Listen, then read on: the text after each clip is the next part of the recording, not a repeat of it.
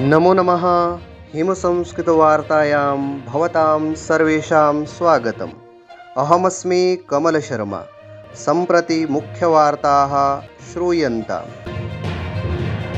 राष्ट्रपतिना द्रौपदी मुर्मू इत्यनया नवदेहल्यां राष्ट्रपतिभवने आयोजिते समारोहे पूर्वप्रधानमन्त्री पी.वी. नरसिंहरावः, चौधरी चरणसिंहः, कृषिवैज्ञानिकः एम्.एस्. स्वामिनाथन्, द्विवारविहारस्य पूर्वमुख्यमन्त्री कर्पूरी ठाकुरः च देशस्य सर्वोच्चनागरिकपुरस्कारेण भारतरत्नेन च सम्मानितः। राष्ट्रपतिः रविवासरे नवदेहल्यां पूर्वोपप्रधानमन्त्रिणे भाजपावरिष्ठनेत्रिणा एल्.के. अडवाणी इत्यस्मै देशस्य शीर्षस्थं नागरिकपुरस्कारं प्रदत्तवती। सुश्री मौसमी वसुः जवाहरलालनेहरू विश्वविद्यालयशिक्षकसङ्घस्य अध्यक्षा चयनिता। आतङ्कवादिनाम् आक्रमणानन्तरं रूसदेशः उक्तवान्, भारतेन सह मिलित्वा वयम् आतङ्कवादविरुद्धं युद्धे महतीं भूमिकां निर्वहामः।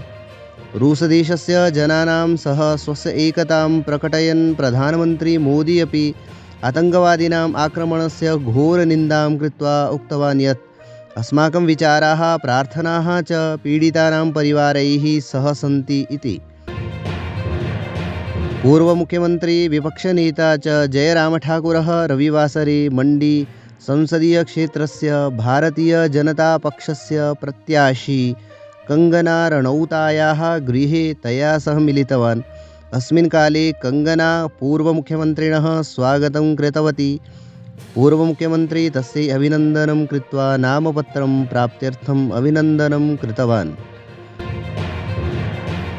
हिमपातेन वृष्ट्या च भरमौर पठानकोट राजमार्गसहितं 6 मार्गेषु वाहनानां गतिः स्थगिता, विद्युतापूर्तिः अपि बाधिता।